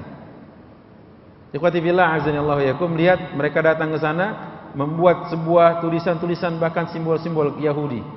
Ya, mereka melakukan tindakan memasang jimat-jimat di situ dan seterusnya di pagar makam dari Nabiullah Ibrahim. Ikhwati fillah azanillahu yakum, ya, maka perlawanan kaum muslimin di sana seperti ini hari-hari ya ikhwan. Upaya mereka untuk menjaga bumi Allah Syam yang mulia sudah semuanya, tenaganya, pikirannya, perasaannya, materinya, semuanya, bahkan jiwa, raga dan ruhnya untuk menjaga bumi Allah Suriah, bumi Allah Palestina, bumi Allah Lebanon, Libanon dan Yordania. Dan ini semua adalah bumi Allah yang mulia namanya Syam. Pemandangan hari kayak seperti ini hari-hari ini adalah biasa. Hari-hari biasa, pemandangan di mana pasti setiap hari ada yang meninggal. Dan seperti ini keberanian anak-anak muslim di sana, ikhwati billah azanillahu ya. Ya. Kita lihat bagaimana muslimah di sana memegang ketapel, mengangkat mungkin senjata, tetapi di kita di Indonesia, wabil khusus muslimah tangannya juga mengangkat. Ya, tapi mengangkat tongkat untuk narsis.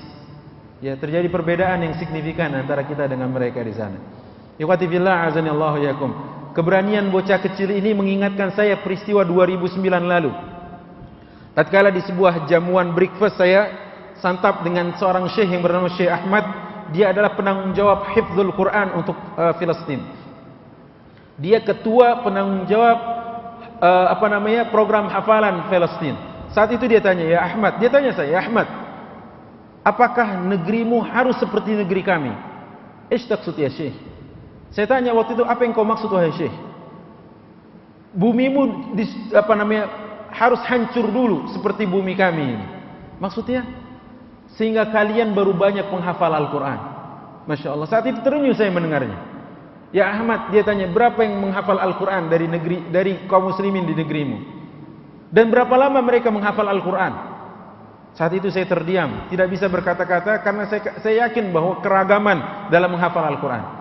Kata Syekh Ahmad, dia bilang saat waktu itu dia katakan dalam waktu dekat kami akan mewisuda 3.000 anak-anak penghafal Al-Quran, dan saat itu mereka tidak punya hafalan entah 2, 3, 5 juz, 10 juz, tidak ada, menghafal dari nol. Hafalan mereka ditempuh dalam waktu 6 bulan. Mereka melahirkan anak-anak penghafal 3.000 orang dalam waktu 6 bulan. Bergetar mendengarnya saat itu, Masya Allah, tidak bisa berkata banyak saya. Dan subhanallah, maka rahasia baru terungkap setelah kejadian pertemuan saya dengan Syekh 2008 akhir di bulan Oktober 2009 awal, di mana Zionis Yahudi laknatullah alaihi meluncurkan bomnya dan roketnya ke Gaza dan sekitarnya dari bumi Allah yang mulia ini. Ternyata 5.000 korbannya adalah anak-anak. Kenapa? Terjawab sudah, karena anak-anak ini menghafal Al-Quran. Subhanallah, ikhwati fillah azanillahu yakum. Bahkan seorang anak muda, anak yang masih berusia 14 tahun ini, setiap harinya sepulangnya dia dari tempat dia bersekolah, dia harus melawan tank ini dengan batu yang dia miliki.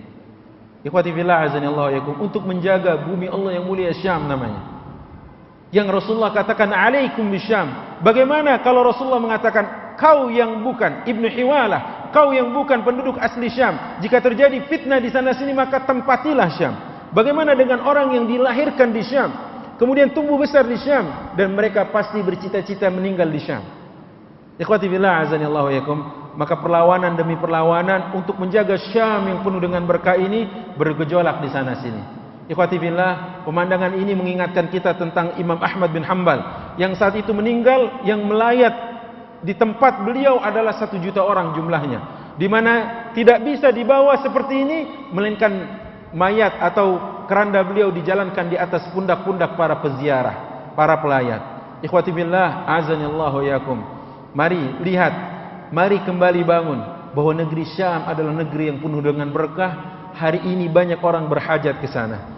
Yahudi berhajat ke Palestina, kemudian Rusia, Syiah, kaum kufar, komunis berhajat ke Suriah hari ini. Ikhwati billah, hanya doa-doa terbaik dan donasi terbaik yang kita punya yang bisa kita berikan kepada saudara kita di sana, dan selalu hadirkan Syam di setiap sujud-sujud terbaik kita. Selalu hadirkan Syam di setiap munajat-munajat ikhlas kita kepada Allah. Hadirkan negeri Allah Syam ini untuk penjagaan dari Allah kepada negeri tersebut dan saudara-saudara kita kaum muslimin di sana. Aqulu qauli hadza wa astaghfirullah li wa lakum. Subhanakallahumma wa bihamdika asyhadu an la ilaha illa anta astaghfiruka wa atubu ilaik. Terima kasih. Kalau ada hal yang ingin kita diskusikan pada kesempatan siang hari ini, maka saya persilahkan. Wallahu a'lam.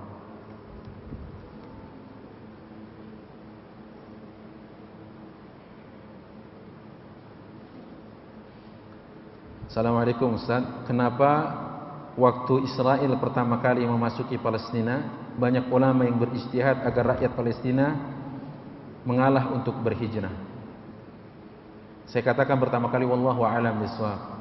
Ijtihad bisa salah. Ya. Ijtihad adalah hasil sebuah pemikiran yang didasari dari pengamatan terhadap dalil-dalil. Dan ijtihad bisa salah. Ya. Sebab kalau kita lihat hadis Rasulullah kepada Ibnu Hiwalah tatkala fitnah datang, syubhat menggulung, ya, ujian di sana sini, maka tempatilah Syam.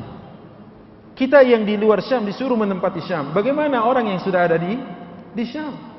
Maka pastinya jauh lebih punya semangat untuk menjaganya. Saya ingat kakak kelas saya di pesantren yang saat itu menjadi reporter di stasiun televisi, yang mungkin kita sempat melihat dia wawancara dan melaporkan live langsung dari sana. Waktu dia datang ke sana, penyambutan yang dikirim oleh Yahudi adalah dihujani roket. Bergetar dia ketakutan karena ia tidak pernah mengalami itu. Sewaktu sampai ke sebuah bunker tempat persembunyian, ada dia dapati seorang syekh yang sudah tambun badannya, besar sekali, dan usianya yang sudah banyak, matanya yang buta, tapi dia sudah hafal Al-Quran dari kecil, syekh ini. Kakak kelas saya pun bertanya kepada syekh tua ini, dia katakan, ya syekh, lima lam tuhajir min hadzal balad. Syekh, kenapa engkau tidak hijrah dari tempat ini? Kata-kata ini yang mengingatkan dia, dan ingat dia betul-betul. Kakak kelas saya ingat sekali karena dia sampaikan itu saat dia bersama saya diforumkan di sebuah kajian. Waktu itu saya membedah dari sisi seperti ininya, kemudian dia dari hasil reportase perjalanan dia meliput. Apa katanya? Jawaban dari seorang syekh yang buta matanya, badannya sudah besar, berat badannya untuk digerakkan, yang mungkin untuk melawan kaum kufar agak sulit dengan bawa diri dia sendiri. Apa kata syekh tadi? Saya katakan, ha huna wulidtu. Saya ingat sekali kata-katanya. Ha huna wulidtu, di sini aku dilahirkan. Wa ha huna tara'ra'tu, di negeri ini aku besar dan tumbuh. Wa ha huna saufa amut, dan di negeri ini aku berharap kematianku. Subhanallah. Ikhwati billah azanillahu yakum. Jadi ijtihad mungkin boleh keliru, ya, bisa salah. Ya, sebagaimana para ijtihad para ulama besar dahulu. Yang kedua, Ustaz, di Suriah juga ada ISIS. Bagaimana kita mengetahui apa golongan yang Taifah Al-Mansurah? Ya, Taifah Al-Mansurah, salah satu karakternya adalah surah Al-Fath ayat 29. Muhammadur Rasulullah walladzina ma'ahu asyidda'u 'alal kuffar ruhama'u bainahum. Ini dia salah satu ciri dan karakternya dari Taifah Mansurah, yaitu karakter yang pernah dibawa oleh Rasul dan sahabatnya, yaitu berlaku tegas dan keras kepada kufar dan berlaku lemah lembut kepada sesamanya. Apa yang terjadi dan apa yang diperbuat oleh ISIS, wallahu a'lam, kita bisa lihat sendiri di sana. Ada sejumlah orang yang disembelih mungkin karena tidak ikut serta di dalamnya. Wallahu a'lam bishawab. Para ulama kibar telah memfatwakan siapa ISIS, ya. Kemudian Ustaz, tanda kiamat salah satunya adalah mengeringnya Sungai Efrat. Apakah sekarang Sungai Efrat sudah mengering? Di manakah lokasi Sungai Efrat? Sungai Efrat, Sungai Tigris itu adanya di Irak. Dan Sungai Efrat nanti akan mengering dan keluar gunung emas di sana. Di bawah Sungai Efrat itu ada gunung emas, di mana nanti umat manusia akan memperebutkannya. Sabda Rasulullah, jika telah terjadi hal itu, kalian jangan ikut serta berebut mengambil emas di situ. Wallahu a'lam, apakah benar emas seperti emas yang ibu-ibu dan menjadi perhiasan yang kita lihat ibu-ibu pakai, atau perhiasan yang dipakai dan dikenakan ibu-ibu atau kaum akhwat? Apakah emas ini maknanya adalah seperti yang dikenal oleh orang sekarang dengan emas hitam? Karena Irak memiliki emas hitam cadangan yang begitu besar untuk kawasan Jazirah Arabia. Ikhwati fillah, azanillahu wa iyyakum. Yang selanjutnya, Ustaz, benarkah istana Dajjal berada di Jabal Habish dekat Madinah? Mungkin ini kurang tepat, ya. Kalau Madinah tepatnya itu adanya sebuah jaminan dari Rasulullah bahwa bahwa Dajjal tidak bisa masuk. Adapun sekarang Dajjal dirantai oleh Allah Subhanahu wa taala entah di sebuah negeri yang waktu itu Tamim bin Aus Ad-Dari, waktu dia masih Nasrani, waktu dia masih musyrik, dia itu pernah terdampar di sebuah pulau. Waktu itu Tamim adalah seorang pelaut. Waktu kapalnya berantakan, hancur, dia terdampar di sebuah pulau, dia ketemu dengan seekor mungkin ini makhluk Allah yang sangat aneh. Bulunya menutup seluruh tubuhnya, disebut jassasah. Waktu itu jassasah tidak diketahui mana kepala dan mana kakinya, karena bulu yang begitu lebat. Kemudian dia mengajak bicara Tamim, dan intinya dia memerintahkan kepada Tamim untuk masuk ke sebuah gua. Di gua itu Tamim melihat dan menyaksikan ada seorang yang matanya satu, yang satu lagi matanya rusak. Kemudian ia sedang dibelenggu. Saat itu dia bertanya kepada Tamim, "Dari mana engkau?" "Saya dari Jazirah Arab." Pertanyaan orang ini yang kedua, "Apakah telah diutus seorang nabi dari Jazirah Arab?" Tamim menjawab, "Iya." Maka orang ini bertanya lagi, "Apakah telah diusir oleh kaumnya?" Maka Tamim menjawab, "Iya, ia telah diusir oleh kaumnya." Apa kata orang ini? Orang ini berkata, "Qad hana waqtu huruji." Sudah dekat waktu keluarku. Siapa kira-kira orangnya? Dajjal, ya ikhwan. Ya. Wallahu a'lam bishawab, seperti itu. Taib. Bismillah Ustaz, dari 4 negara yang Syam, 3 negara sudah diporak-porandakan oleh musuh-musuh Islam. Kenapa saat ini yang terselamatkan adalah Yordan? Keberkahan apa yang ada di Yordan sehingga menyelamatkan negeri itu tidak diserang oleh musuh Islam? Kita harap jangan sampai, dan mudah-mudahan jangan. Karena apa? Yordan ini sekarang di bawah tatapan orang-orang Syiah. Libanon sudah dikuasai sama Syiah. Ya, bahkan Hizbullah itu adalah kelompok partai atau sayap militer Syiah, yang kemarin dia mengutus sejumlah pasukan elitnya ke Suriah, tapi pulang dengan peti mati semuanya. Kenapa? Karena mujahidin berhasil menumpas mereka. Bahkan dalam sebuah foto ada gambar di mana Hasan Nasrallah, ya, pimpinan dari Hizbullah ini, menangis karena pasukan-pasukan elitnya mati terbunuh di bumi Allah, Suriah. Baik, ikhwati billah, kita berharap ya entah ada keberkahan apa yang jelas masuk ke dalam kategori keberkahan secara umum, tetapi apakah ini akan juga dijajah? Kita berharap dan berdoa kepada Allah jangan sampai semua dari negeri Syam dijajah oleh musuh-musuh Allah. Ustaz, bolehkah anak-anak remaja ke gereja dengan dalih latihan angklung dengan lagu rohani gereja? Sudah sangat salah semuanya ini. Ya, pertama, ngapain ke gereja? Kedua, kenapa belajar angklung juga ke gereja? Ya, yang ketiga lagi, ya, lagu-lagu rohani gereja. Ya salam. Kenapa kita justru menjadi pemegang dan penyokong daripada kekufuran? Allah berfirman, "Wala tumsiku bi'usamil kawafir." jangan kalian menjadi penyokong dari kekafiran. Allah katakan ini dalam Al-Quran surat Al-Mumtahanah ayat 10. Nggak boleh kita penyokong kekafiran. Mengapa ini seperti ini? Ya, karena ada ustadz yang membolehkan. Tidak. Ya, ini tidak boleh.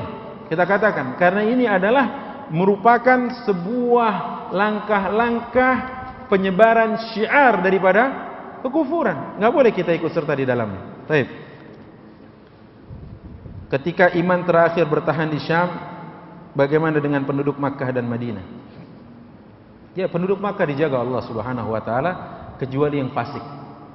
Seperti yang tadi Anda sebutkan, yang fasik akan menggelinding dan akan ditunggu oleh Dajjal ya di pinggiran dari kota Makkah dan kota Madinah.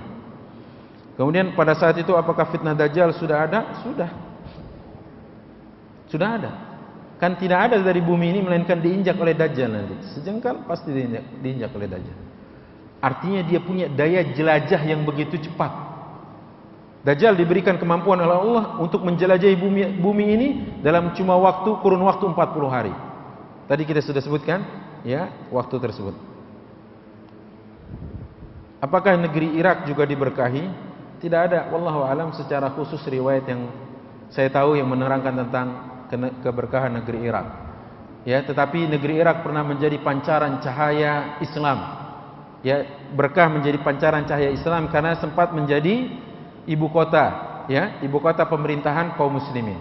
Yang sebelum akhirnya diporak-porandakan oleh Mongol, ya, oleh Tatar, kemudian diambil dari buku yang ada di perpustakaan di Baghdad dan sebagian dilempar ke sungai Efrat sehingga sungai itu berubah warnanya menjadi hitam karena lunturan tinta dari kitab-kitab para ulama. Sebagian lainnya dibawa ke negeri-negeri mereka yang sekarang diterjemah ke dalam bahasa mereka, kitab-kitab umat Islam.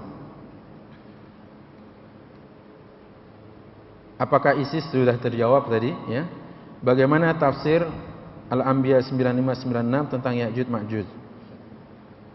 Bagaimana hubungannya dengan hadis Muslim? Mungkin ini ada sesi khusus nanti kita bahas. Saya minta ke panitia, ya, huru-hara akhir zaman, mungkin gitu ya. Kita bahas lebih khusus saja nanti. Insyaallah entah di pertemuan kapan. Baik, bismillah Ustaz. Di Quran surah 9 ayat 30 di situ dikatakan orang Yahudi bahwa Uzair anak Tuhan, meyakini. Kenapa yang dipersiapkan oleh kaum Yahudi adalah Dajjal? Ya, Uzair sudah tidak ada. Uzair sudah meninggal. Uzair ini kan dulu. Wa qalatil yahudu Uzairun ibnullah. Dan berkatalah Yahudi, Uzair anak Allah. Iya, tapi udah enggak ada Uzair. Uzair itu dulu seorang nabi saleh. Sebagian orang mengatakan Uzair adalah nabi, sebagian adalah orang saleh yang diklaim oleh Yahudi adalah anak Tuhan. Ya, sebagaimana Nasrani mengklaim Isa anak Tuhan, ya.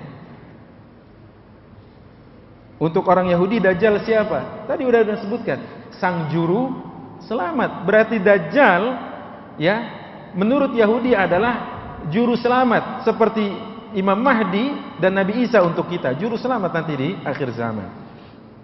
Dan Yahudi ada kesamaan dengan Syiah di sini. Karena menurut mereka Dajjal itu menurut Syiah adalah juru selamat buat Syiah di akhir zaman. Ustaz, Yahudi telah mempersiapkan pohon Gorkot. Apakah itu di Palestina? Betul. Ibu coba aja googling, buka di internet, dia menjualnya kepada dunia agar mendonasikannya ke Yahudi dan menanam masal di Yahudi. Di Palestina ditanam di sana, di bumi Allah, Syam namanya. Nah, kalau kita belum sadar apa itu pohon Gorkot, pohon Gorkot adalah pohon satu-satunya yang bersekongkol dengan Yahudi di akhir zaman. Di mana Yahudi nanti akan kelimpungan, di mana dia akan bersembunyi, karena kata Rasulullah dalam riwayat yang sahih, kalau tidak salah dalam riwayat Imam Ahmad, Rasulullah mengatakan la taqumus saah, tidak akan pernah terjadi hari kiamat hatta qala al-ashjar wal ahjar ya muslim ya Abdullah hadza yahudiyyun wara'i uqtulhu. Wahai, ya, tidak akan pernah terjadi hari kiamat kata Rasulullah sampai bebatuan dan pepohonan bertakbir memanggil seorang muslim, wahai hamba Allah, ini Yahudi di belakang saya, habisi dia. Kecuali satu, illa syajaratul gharqat, kecuali pohon Gorkot. Jadi pohon itu kalau Yahudi bersembunyi di belakangnya, dia diam. tidak bersuara. Tapi buat kita kaum muslimin, kita beruntung tetap. Sebab kalau ada pohon yang tidak bersuara, pasti di belakangnya ada Yahudi. Kita gunakan sebilah pedang untuk menebasnya, atau kita gunakan tembakan untuk membidiknya. Pasti di belakangnya ada Yahudi. Ya, kita diuntungkan dengan itu. Tapi kalau kita bacakan hadis ini kepada kaum muslimin, banyak yang bilang, masa pohon berbicara, Ustaz? Masa batu berbicara? Banyak yang tidak yakin. Tapi Yahudi begitu yakinnya dengan hadis ini, dia tanam masal pohon gorkot tersebut. Masya Allah ya. Antum bisa googling tentang penanaman masal pohon gorkot. Keywordnya tulis kayak gitu, keluar nanti. Seperti apa pohon gorkot itu. Ustaz, pada tahun 70-an Raja Faisal menyerukan jihad untuk Palestina. Kenapa sekarang tidak ada pemimpin Islam yang menyerukan jihad ke sana? Wallahu a'lam. Ya, saya tidak tahu. Ya, karena mungkin ada alasan-alasan keduniaan. Tetapi beberapa pemimpin negara muslim hari ini sudah menyuarakan. Ya, di antaranya adalah kebebasan untuk Palestina disuarakan oleh Saudi Arabia, Raja Salman. Setelah program membebaskan Yaman, katanya adalah Syam selanjutnya, kata beliau. Kemudian Presiden negara Turki juga mengatakan Palestina di hati kami, katanya, ya. Dan Raja Yordan dan seterusnya sudah menyuarakan tentang bumi Syam yang mulia ini, ya. Mudah-mudahan aja kita doakan kepada Allah, Allah berikan kekuatan kepada pemimpin kaum muslimin untuk punya perhatian kemana? Ke bumi Allah Syam. Ustaz, Dajjal sekarang ada di mana? Wallahu alam, saya juga tidak tahu. Ya, ada yang bilang Dajjal akan muncul dari segitiga Bermuda dalam bukunya, ya dituliskan di situ. Wallahu alam bisawab. Yang jelas dari riwayat Tamim Ad-Dari tadi bahwa Dajjal diikat di sebuah gua tadi. Ya. Bukankah muncul di Khurasan? Iya. Dajjal akan membawa pasukan 70.000 ya dari Khurasan. Khurasan itu di mana? Ya. Khurasan itu di sebuah tempat yang dahulu pernah menjadi wilayah kekuasaan kaum muslimin. Nah, ada buku yang melambangkan Dajjal sudah keluar katanya, dan ia adalah Saibaba. Saya katakan itu bohong. Buktinya sekarang Saibaba meninggal, belum terjadi kiamat. Ya. Dan belum turun Nabi Isa. Saya tidak bisa menjawab semua karena setelah ini saya harus pergi, ya. Mungkin ada sesi lain nanti kita akan jawab. Ini mungkin 2 pertanyaan terakhir yang saya baca.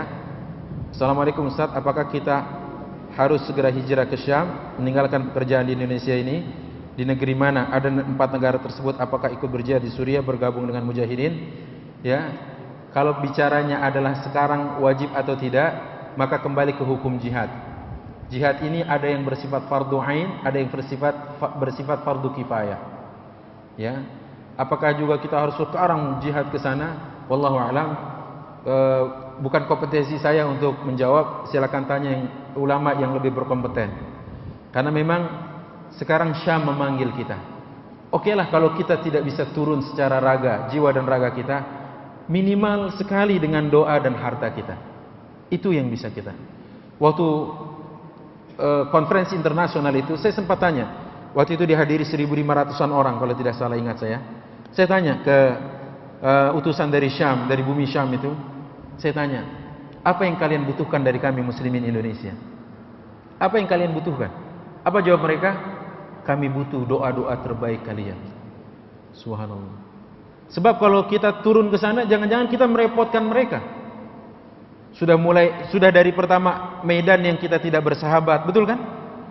Gurun pasir, bebatuan, kita nggak bersahabat. Yang kedua, disiplin kita tidak punya kepiawaian, kemampuan untuk membidik, menembak, nggak bisa latihan kita. Terus ke sana mau ngapain? Jangan-jangan kita diantaranya adalah menjadi repot buat mereka. Walaupun ada yang mungkin sudah dibekali ilmu, atau minimal semangat kita sudah bersama mereka ke sana. Nah, kemudian mereka mengatakan doa-doa kalian yang terbaik yang kami butuhkan. Masya Allah ya ikhwan. Karena sekarang justru kalau untuk ke Palestina susah. Lewat Rafah dijaga, perbatasan ditutup. Bahkan lorong yang digunakan untuk menyuplai makanan dan logistik serta persenjataan sekarang sudah diketahui oleh pemerintahan Mesir yang sekarang, dan itu lubang-lubang itu diisi air setinggi 16 meter. Apa tujuannya? Agar tidak bisa dilalui dan tenggelam orang lewat sana. Ya Allah, lihat, sudah diblokade di dalam, ya, kemudian dibuat dimiskinkan, dibuat lapar, dan dari luar diblokade tidak bisa masuk, ya. Jadi tanya ke yang lebih berkompeten, sudah saatnya atau belum? Karena memang judulnya adalah sekarang Syam memanggil kita. Baik dalam jawaban kita lewat doa-doa terbaik kita, dalam sujud kita, dalam munajat ikhlas kita kepada Allah Subhanahu wa taala dan yang lainnya. Ustaz, jika mendengar paparan Ustaz tadi seakan Yahudi ingin melawan ketetapan Allah. Bukan cuma seakan, memang dia melawan ketetapan Allah. Bahwa mereka sangat mendukung dan mengharapkan turunnya Dajjal. Iya, memang jelas. Bahwa setiap orang pasti ada loyalisnya. Kita loyal kepada siapa, pro kepada siapa, wajar. Dan kekufuran juga seperti itu. Bahwa turunnya Dajjal adalah keberkahan bagi mereka. Apakah anggapan ini benar? Betul. Itu yang mereka yakini. Bahwa Dajjal akan membuat mereka menjadi orang yang di atas segalanya. Bahkan ibu-ibu dan bapak-bapak yang dimuliakan Allah Subhanahu wa taala, sekarang Dajjalic values, nilai-nilai dan simbol-simbol kedajalan sudah ada. Ya. Dan itu sudah dikupas oleh berbagai orang yang memiliki disiplin ilmu tentang itu. Bahkan di mata uang dolar yang dibaliknya itu ada apa? Simbol piramid yang belum sempurna. Itu ada mata yang di ujung, di pucuk dari piramid yang belum sempurna itu. Di bawahnya bertuliskan Latin apa? Bahwa sang mata satu telah ridha dan telah senang dengan rancangan dan rencana kita, sistem kita. Jadi Dajjalic values sudah ada sekarang. Simbol-simbol kedajalan sudah ada. Ya. Bahkan kalau kita lihat sudah masuk ke Masjidil Haram. Ya. Saya sempat melihat waktu tawaf, emblem yang ada yang dikenakan oleh askar Saudi Arabia itu melambangkan simbol mata satu di sininya. Wallahu a'lam bishawab. Sudah masuk dia ke tanah haram walaupun baru simbol-simbolnya, ya, tetapi Dajjalnya secara fisik tidak akan bisa masuk. Mungkin sampai di sini dulu, nanti ada episode di mana kita akan membahas huru-hara akhir zaman mungkin, ya. Tidak semua pertanyaan bisa Anda jawab, mohon maaf karena Anda harus meninggalkan tempat ini. Ada kajian lagi setelah ini. Subhanakallahumma wa bihamdik, asyhadu an la ilaha illa anta, astaghfiruka wa atubu ilaik. Assalamualaikum warahmatullahi wabarakatuh.